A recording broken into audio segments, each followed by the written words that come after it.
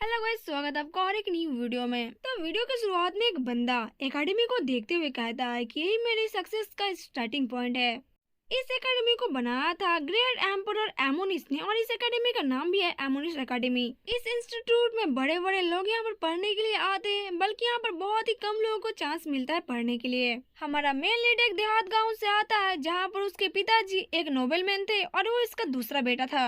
यहाँ पर आके वो काफी ज्यादा खुश है, क्योंकि वो यहाँ पर एक टीचर बन चुका है और सबसे बड़ी बात है कि वो अपनी लाइफ यहाँ से फिर से शुरुआत कर सकता है। यहाँ पर उसने अपने स्टेट और अपने फैमिली को बिल्ड करने के बारे में सोचा था, तभी उसे पीछे से कोई आवाज देता है। कुछ लोग यहाँ पर सामान शिफ्ट कर रहे थे, तभी यहाँ पर एक बंदा आता है और हमारा मेल लीड को कहता है कि तुम यहाँ पर क्या कर रहे हो, क्या तुम यहाँ पर न्यू बाई हो, तुम्हें यहाँ पर खड़े नहीं होना चाहिए, जल्दी से उठो और सामान को उठा के यहाँ से शिफ्ट करो। इससे पहले कि हमारा मेल लीड उसे कुछ बोल पाता, उसने हमारे मेल लीड को बहुत सारा सामान दे दिया था और कहता है कि जल्दी से सामान को शिफ्ट कर दो। अब यहाँ पर हमारा मेल लीड उसे कहना चाह रहा था कि अरे मैं तो यहाँ पर एक टीचर हूँ, लेकिन उस बंदे ने इसकी पूरी बात सुने बिना उसको कह दिया कि हाँ, टीचर रूम राइट में है, टीचर रूम के सारे काम हो जाने पर तुम यहाँ से नेक्स्ट रूम में जा सकते हो। इस बेचारे को तो यहाँ पर कुछ भी समझ में नहीं आता, इसलिए वो कहता है क्या ये एकेडमी फिर से रिबिल्ड हो रही है। तो बंदा इससे धक्का मारते हुए कहता है कि तुम किस बारे में बातचीत कर रहे हो, तुम्हें नहीं पता कि एकेडमी पूरी तरीके से खत्म होने वाली है, इसका तो दिवालिया निकल गया है, यानी कि ये बैंकक्रप्ट होने वाला है। ये सुन के तो हमारे मेन लीड का दिमाग ही खराब हो जाता है, वो बहुत ज्यादा घबरा जाता है। तब वो बंदा उसे कहता है क्या तुम यहाँ पर काम करने आने से पहले तुम्हें इसके बारे में पता नहीं था। तब मेन लीड उसे कहता है ये तो मेरा पहली बार था जो मैंने इस बात को सुना था। तब वो बंदा हंसते हुए कहता है कि वैसे भी कोई बड़ी बात नहीं है, यहाँ के डेली लेबर को कुछ बातें पता होती है, कुछ बातें पता नहीं होती है। अभी हमारा मेन लीड उसे बताने वाला था कि अरे ऐसी कोई बात नहीं है, वो तो एक टीचर है, लेकिन तभी उसे देखने को मिलता है स्कूल ग्राउंड के पास एक बंदा जो कि भिखारी जैसा दिख रहा था, वो दारू का बोतल लेके वहीं पर पी के सो गया था। इसे देख के हमारा मेन लीड सोच रहा था कि एक भिखारी जैसा दिखने वाला इंसान स्कूल ग्राउंड के ऊपर बैठा है और कोई इसको कुछ बोल नहीं रहा, इसका क्या मतलब हो सकता है, क्या वो यहाँ पर कोई काम करता है। तब वो इस भिखारी को देखते हुए सोचता है कि क्यों ना इस भिखारी का हाथों में सामान देके वो यहाँ से भाग जाए। अब वो उस भिखारी के पास जाता है, उसे कहता है कि अरे अंकल, आप यहाँ पर क्या कर रहे हो, आप यहाँ पर बैठे बैठे नहीं सोच सकते, चलो जल्दी से काम करो, हम लोग अगर साथ में मिलकर काम करेंगे तो जल्दी से काम खत्म हो जाएगा। तब वो भिखारी उठ जाता है। अब उस भिखारी की जब आंखें खुलती है, तब वो हमारे मेन लीड की ओर देखता है, उसके हाथों में कुछ बुक देखता है। तब वो जोर से चिल्ला के उठता है और उसे कहता है अरे कमीने, तुम्हारे पास मेरे बुक क्या कर रहे हैं, क्या तुम यहाँ पर चोरी कर रहे हो।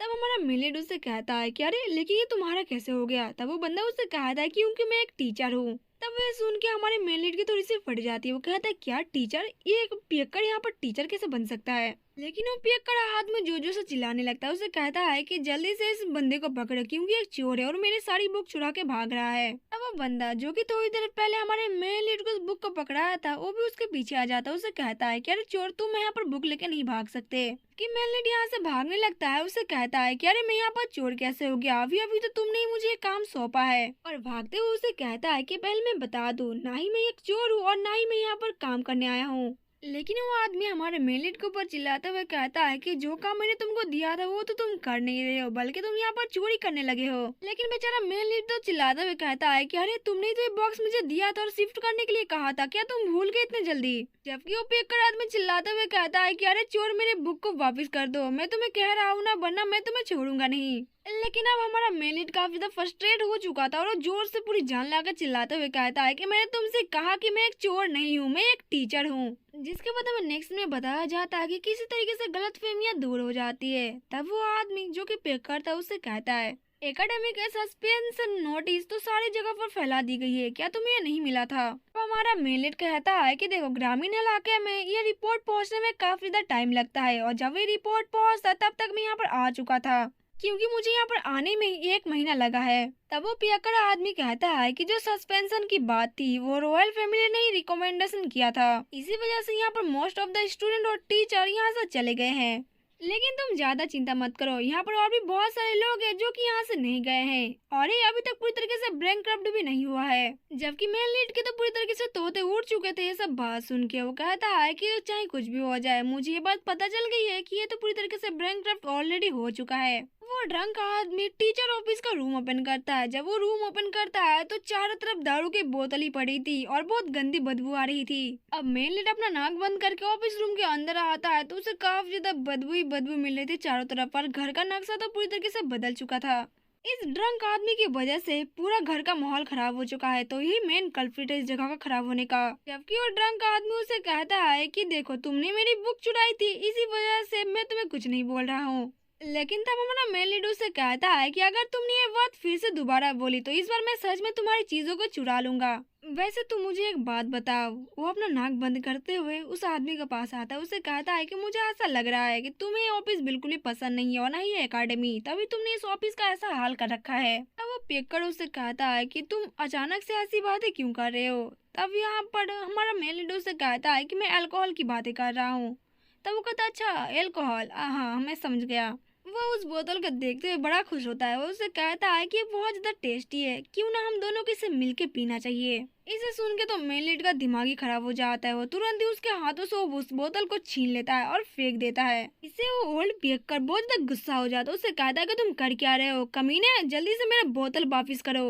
अब मेन लीड खिड़की के पास जाता है और कुछ सोचने लगता है। तब वो कहता है कि देखो मैं एक गांव के छोटे से परिवार का एक गरीब लड़का हूँ। हमारा गांव भले ही एक छोटा सा गांव हो और उबड़ खाबड़ हो, लेकिन यहाँ के लोग एक दूसरे से बहुत ज्यादा प्यार करते हैं। और हमारे जमीन होने के कारण, यानी कि एक मुखिया का बेटा होने के कारण हमारे ऊपर काफी सारी जिम्मेदारियां हैं।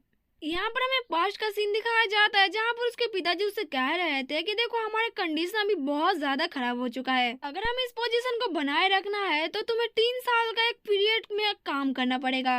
अगर तुम इस काम को 3 साल के अंदर पूरा नहीं करते हो तो हमारे फैमिली को, यानी कि हमारी डुक फैमिली को इसके लिए बहुत बड़ा जुर्माना भरना पड़ेगा और हमारी डुक फैमिली सर्वाइव भी नहीं कर पाएगी। प्रेजेंट में बात सोच के मेन लीड काफी ज्यादा दुखी हो रहा था और अपने पिताजी से कह रहा था कि शायद से मैं हार गया हूँ पापा। लेकिन तब वो सोचता है लेकिन अभी भी उम्मीद तो थोड़ी सी बाकी है, क्योंकि अभी भी इस एकेडमी के अंदर 2 छात्र और 2 शिक्षक बाकी है। और इसलिए अब वो ठान लेता है कि वो किसी भी तरीके से यहाँ पर इन 2 स्टूडेंटों को अच्छी तरीके से मनाएगा। वो कहता है कि मुझे कुछ ऐसा रणनीति बनाना पड़ेगा ताकि मैं उन दोनों स्टूडेंट का मन जीत सकूं। और वैसे भी मैंने सुना है कि वो नोबेल फैमिली में कुछ तो प्रॉब्लम चल रही है, इसी वजह से वो लोग यहाँ पर है। और वैसे भी यहाँ पर और एक टीचर है, तो बात यहाँ पर बन सकती है। अगर इनको मैं किसी तरीके से मना लिया या फिर कंट्रोल कर लिया तो मैं यहाँ पर कनेक्शन बना सकता हूँ। अब वो सोच के कुछ तो गया था, लेकिन यहाँ पर बात तो कुछ उल्टी हो जाती है। जब वो वहाँ पर जाता है तब उसे पहला स्टूडेंट देखने को मिलता है जो कि अपने बारे में बताता है।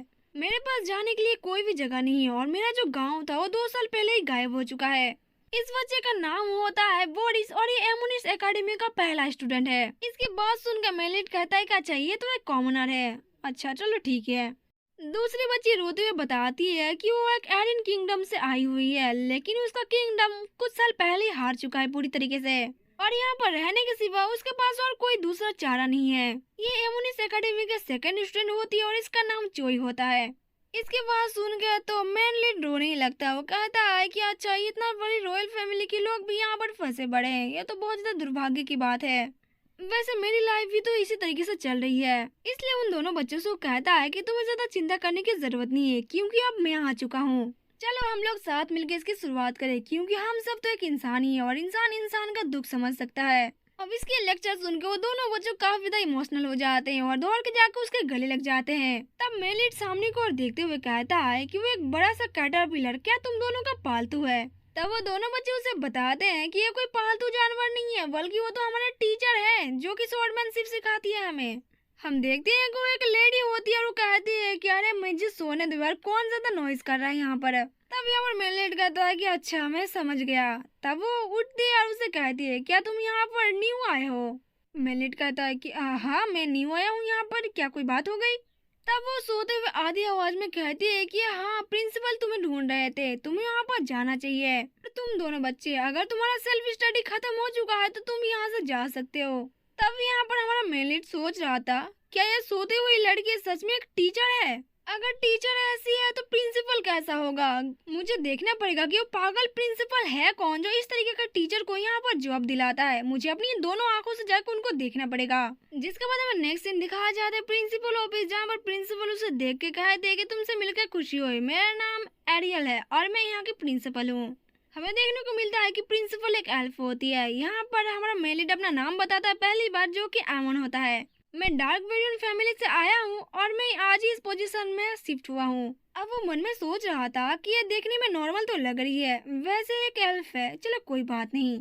लेकिन तभी उसकी नजर एरियल के हाथों में पड़ी हुई एक मैगजीन के ऊपर जाता है। वो कहता है कि क्या कोई एक कॉमन लैंग्वेज है या फिर कोई इल्वन लैंग्वेज। तभी प्रिंसिपल एरियल एमोंग से पूछती है, इनकाउंटर गियोरेग और स्टेल्थ स्लग में से कौन सा ज्यादा जबरदस्त होती है? मुझे तुम सोच के बताओ कि दोनों में से सुनने में तुम्हें कौन सा अच्छा लग रहा है। तब एमोंग सोचने लगता है कि अचानक से कैसा क्वेश्चन है। तब वो ज्यादा कुछ नहीं सोचता, उसे कह देता है कि स्टील स्लग। तब प्रिंसिपल एरियल उस मैगजीन के ऊपर 10 गोल्डन कॉइन लगा देती है स्टील स्लग के ऊपर। अब एमोंग जब देखता है प्रिंसिपल एरियल को, तब वो बहुत हैरान हो जाता है। वो तुरंत यहाँ पर आता है, उसे कहता है क्या ये मैगजीन हॉर्स रेसिंग के बारे में है? तब प्रिंसिपल बोलता है, हैरान हो जाती है। उसे कहते है अरे नहीं, ऐसी बकवास एक नोवेल एल्फ कैसे कर सकती है? तब एमोंग भी शांत होता है, कहता है हाँ मैं भी ऐसा कैसे सोच सकता हूँ, मुझे लग रहा है कि मुझे कोई मिस्टेक हो गया है। प्रिंसिपल से कहती है कि ये 2 घोड़े की दौड़ नहीं है बल्कि एक ही घोड़ा दौड़ रहा है। अब वे सुन के एमोंग के कान खड़े हो जाते हैं। वो कहता है क्या इसका मतलब मैं गलत नहीं था? प्रिंसिपल से बताती है क्या तुम्हें इस बारे में पहले पता नहीं था? रिसेंटली एक खेल बहुत ज्यादा पॉपुलैरिटी में चल रहा है। 2 स्लग के बीच में रेस चल रही है कि 2 स्लगों में से कौन सबसे ज्यादा ऊंचे पेड़ों पर चढ़ सकता है। उन दोनों स्लगों के बीच में अगर तुम किसी के ऊपर बेट लगाते हो और इन्वेस्ट करते हो तो अगर वो जीत जाती है तो तुम्हें भी काफी बड़ा इनाम मिलेगा। प्रिंसिपल की ऐसी बातें सुन के एमोंग के दिमाग में एक थॉट आती है। वो कहता है, अब ये बात सुनते एमोंग के दिमाग में एक विचार आता है। वो कहता है कि यहाँ के जो प्रिंसिपल है सारे एकेडमी के पैसों को गैमलिन के ऊपर लगा रहे, इसी वजह से एकेडमी आज बैंकक्रप्ट हो चुका है। अब वो सीधा प्रिंसिपल के कंधे के ऊपर हाथ रखता है। उसे कहता है कि तुम्हें जितने सारे एक्सपेंसिव मिल रहे हैं एकेडमी का ऊपर, तुम वो सारे पैसे गैमलिन के ऊपर लगा रही हो। जिसे सुनकर प्रिंसिपल के तो पसीने आ जाते हैं। वो कांपते हुए आवाज में कहती है कि मैं बाद में से लौटा भी तो दूंगी। लेकिन तब एमोंग उसके हाथों से वो मैगजीन को छीन लेता है। तब प्रिंसिपल से कहती है कि तुम कर क्या रहे हो?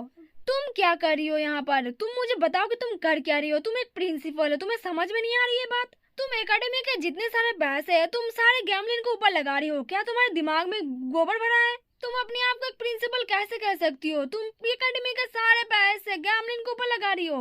अब इन दोनों के बीच में उस मैगजीन को लेकर हाथापाई होने लगती है। दोनों ने दोनों तरफ से उस मैगजीन को पकड़ा हुआ था। यहाँ पर प्रिंसिपल उसे कह दिया, लेकिन अगर एक बार उस लक जीत जाती है तो मैं 50 टाइम ज्यादा कमा लूंगी। एमोंग उसके ऊपर चिल्लाते हुए कहता है क्या तुम्हारा दिमाग ठिकाने पर है? यहाँ पर साफ साफ अक्षरों में लिखा हुआ है कि यहाँ पर जीतने के चांसेस बहुत कम है। एरियल तब कहती है कि तुम प्लेयर के पोटेंशियल को जज नहीं कर सकते। एमोंग कहता है कि तुम ऐसा कैसे कर सकती हो? तुम एक घोंगे के फ्यूचर को लेकर इतने ज्यादा टेंशन में हो जबकि तुम यहाँ पर अपनी एकेडमी के बारे में चिंता करनी चाहिए थी। और अगर तुम्हें इतना ही गैम्बलिंग करने का शौक है तो तुम खुद के पैसों से करो ना, तुम एकेडमी के पैसे क्यों खर्च कर रही हो? और इन दोनों के हाथापाई में वो मैगजीन के 2 टुकड़े हो जाते हैं, जिससे यहाँ पर एल्फ प्रिंसिपल जोर जोर से रोने लगती है। एमोंग से बताता है कि देखो तुम चुपचाप इसे छोड़ दो, क्योंकि मैं एकेडमी के सारे पैसे इस तरीके से बर्बाद करने नहीं दूंगा तुम्हें। एरियल रोते हुए उसे कहते हैं लेकिन मैं यहाँ पर जीत सकती हूँ इन्वेस्ट करके। तब वे सुन के एमोंग कहता है क्या इन्वेस्ट? तुम इन्वेस्ट के बारे में क्या कहना चाहती हो और तुम क्या इन्वेस्ट करना चाहती हो? तब एरियल रोते हुए उसे कहती है कि वो ड्रैगन बनाना को इन्वेस्ट करना चाहती है। ड्रैगन बनाना एक ऐसी बनाना है जो कि बहुत ज्यादा हाई क्वालिटी का क्रॉप है। इसका पौधा ही उगने में 3 साल लगता है और इसके ऊपर जब फल लगता है उसको 12 साल लग जाते हैं और इतने सालों के बाद जाके तब इसके ऊपर बनाना उगता है। अगर हम ह्यूमन स्टैंडर्ड की बात करें तो हम 15 साल अगर रुक गए तो हम अपने एकेडमी के पैसे को 10 गुना तक बढ़ा सकते हैं। और जो एल्फ जनजाति होती है उसकी जो साधारण जीवन काल होती है वो 1000 से ज्यादा होती है। तो मैंने तो बस इसमें 15 साल ही तो देना है। तब ये बात सुन के हमें मुझसे कहता है कि अच्छा तो सिर्फ 15 साल? हाँ सिर्फ 15 साल ही तो देने हैं। तब वह उस मैगजीन को मचोड़ते हुए हाथों से धीरे धीरे खड़ा होता है और उसकी ओर देखते हुए कहता है कि तुम एक मूर्ख एल्फ कहीं की, तुम्हारे दिमाग के तुम्हारे घुटने के ऊपर है, तुम्हें समझ में बिल्कुल भी नहीं आ रहा। हे भगवान, मैं यहाँ कहाँ पर आके फंस गया हूँ। चाहे कुछ भी हो जाए मैं इस घटिया एकेडमी से भाग कर ही रहूंगा। अगर इस एकेडमी में एक पल भी रहा तो मैं यहाँ पर पागल हो जाऊंगा और मुझे अपने आप ही ना कहना पड़े। मैं पागल हूँ।